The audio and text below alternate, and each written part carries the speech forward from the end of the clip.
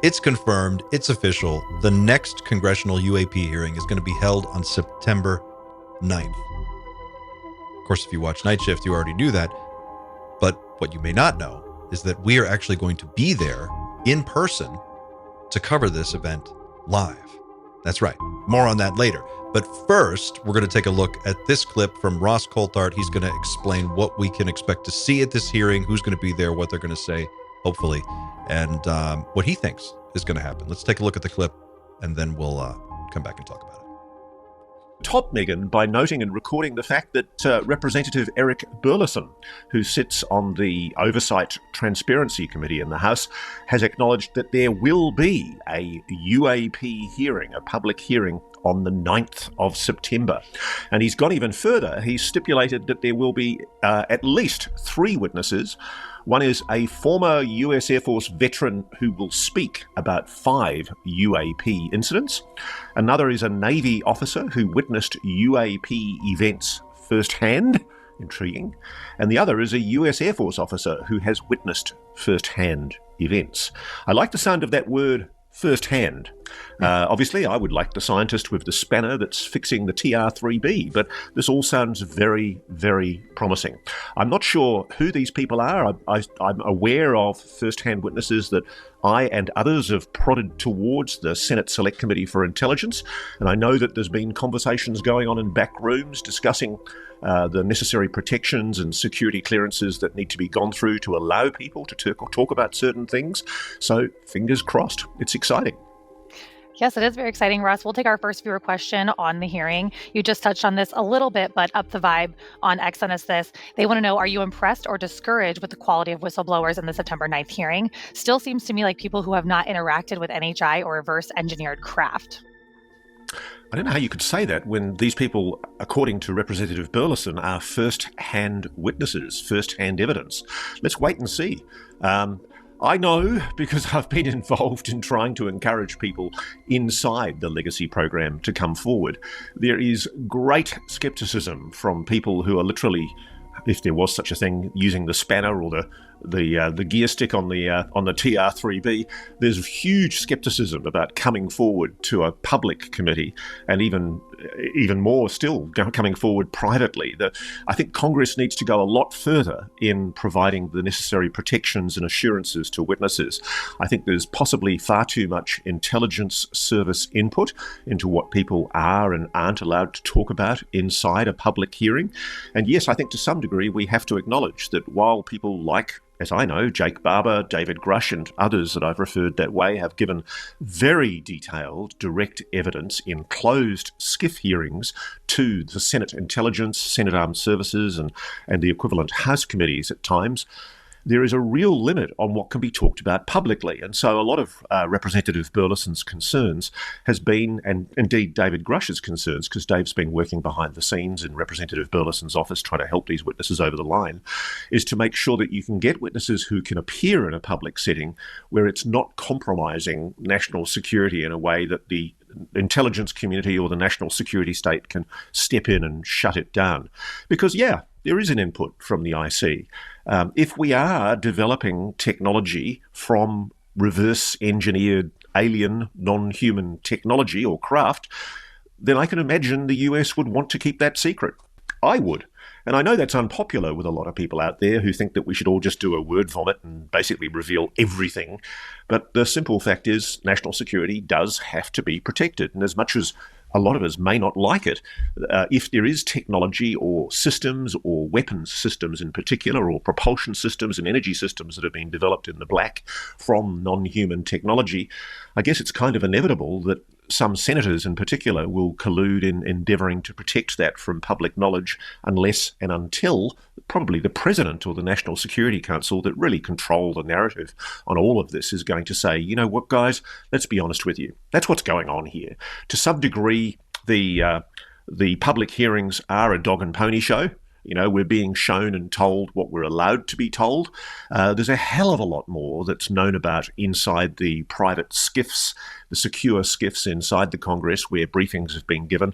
Congressmen and senators, congressional representatives and senators know a hell of a lot more privately than they do or can talk about publicly.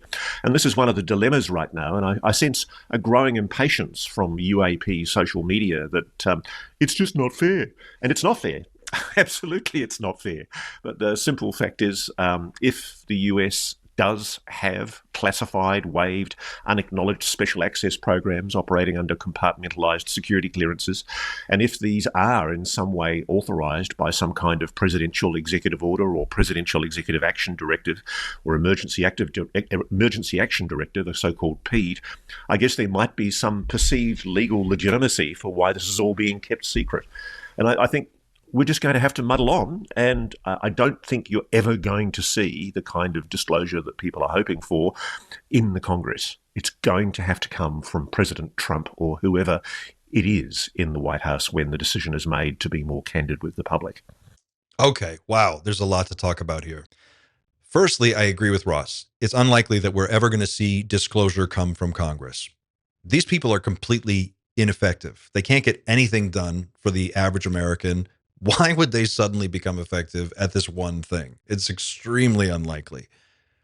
For example, look at the Epstein situation, right? We had tremendous bipartisan support for releasing the Epstein files. The president ran on that promise. That was the one promise that he was like solid on the entire time. We're going to release these files.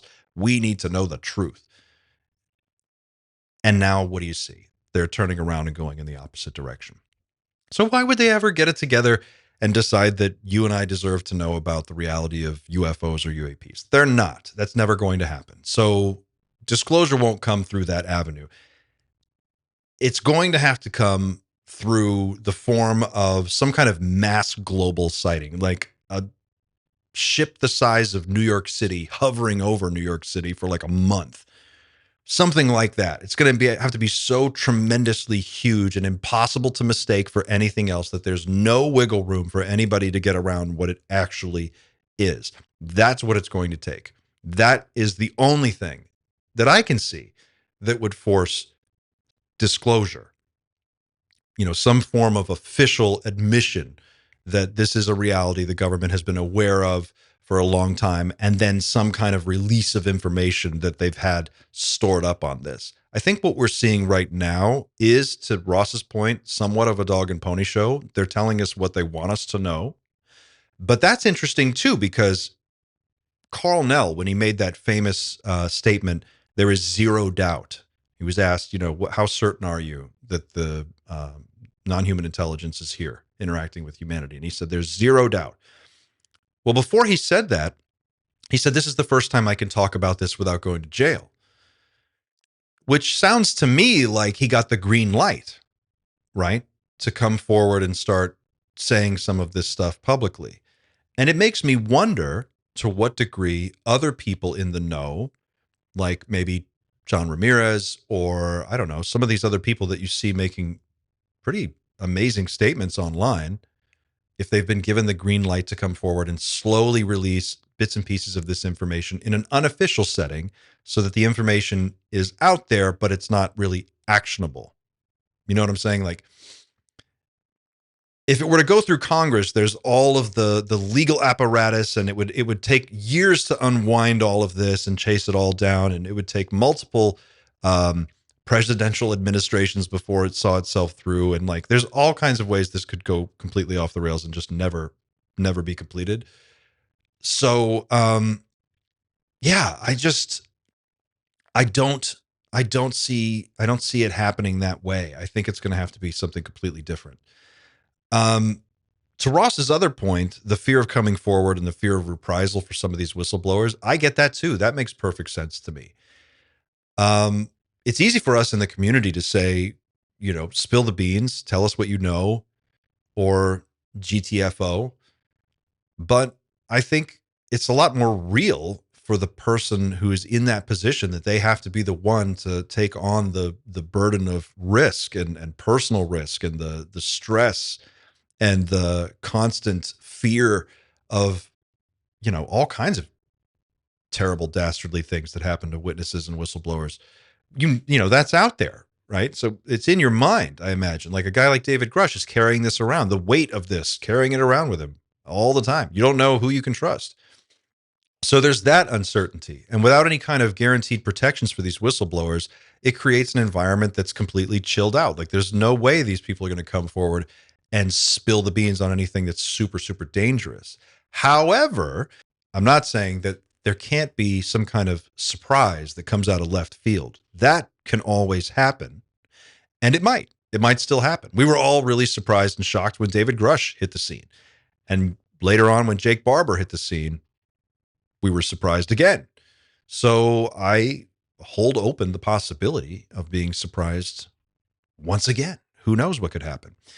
According to Ross, at least one of these witnesses, the Air Force officer, is a firsthand witness. I'm really interested in finding out what that means. We're going to be in the room when this happens, so we will be bringing this to you as fast as we can. As soon as the hearing is over, we'll be reporting on it live here at Night Shift. But that's the thing I'm looking at. I want to see how firsthand is firsthand. I'm really curious. The other thing I want to talk about here is the classification system that keeps all of this stuff under lock and key in the first place, which makes very little sense to me. As I understand it, there are all of these different classification levels that and compartmentalized programs within which the program is housed. And what I don't understand is how a president could authorize something that is still in effect 30, 40, 50 years later and has been like, is it reapproved by every successive presidential administration? Does it have to be? Can one president put a secrecy order in place today and have that secrecy order stand a century from now? Like, what is the limit on this stuff? And the way it's all compartmentalized is so opaque.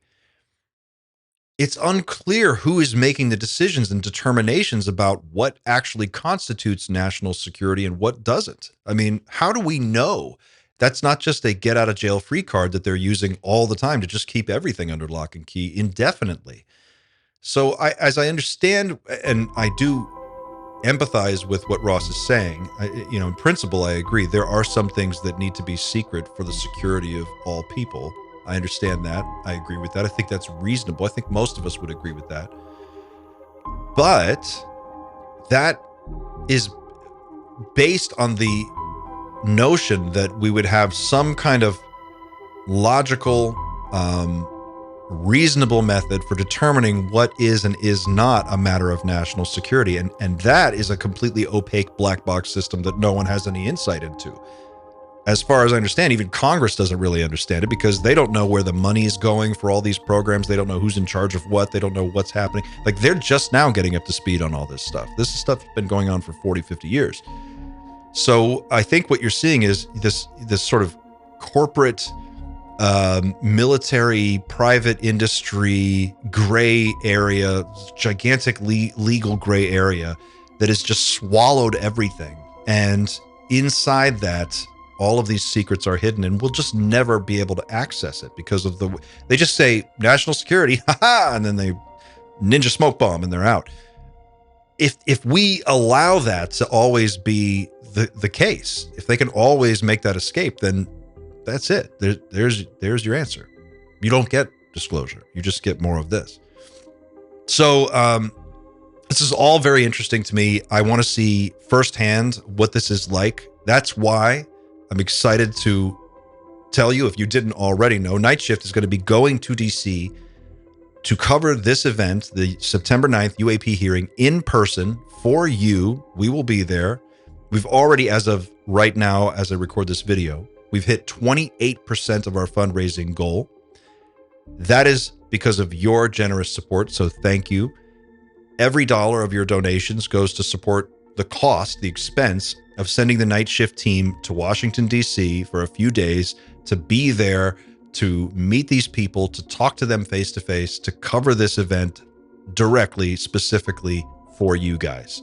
So thank you for everyone who has donated generously. I cannot thank you enough. It is unbelievable the support you have offered. We still have a little ways to go. If you know anyone who also values UAP transparency and you want to help support us, you can forward the link. I'll pin it to this video. You'll find it below the video in the comments. I'll pin that as the top comment to the GoFundMe that we're using to raise funds for this. But we're going. It's going to be really exciting. I want to know what you guys think. Let me know in the comments. Let me know what questions you have. What do you want to know from the hearing when we're there? What do you want us to talk about? What do you want us to find out about? Let me know. Don't forget to like and share this video. Don't forget to subscribe if you haven't already. And check out teamnightshift.com. You never know what you're going to find. A bunch of cool stuff there. And some cool TR3B t-shirts. Thanks, Ross. All right, guys. I'll see you on the next one. Until then, keep looking up.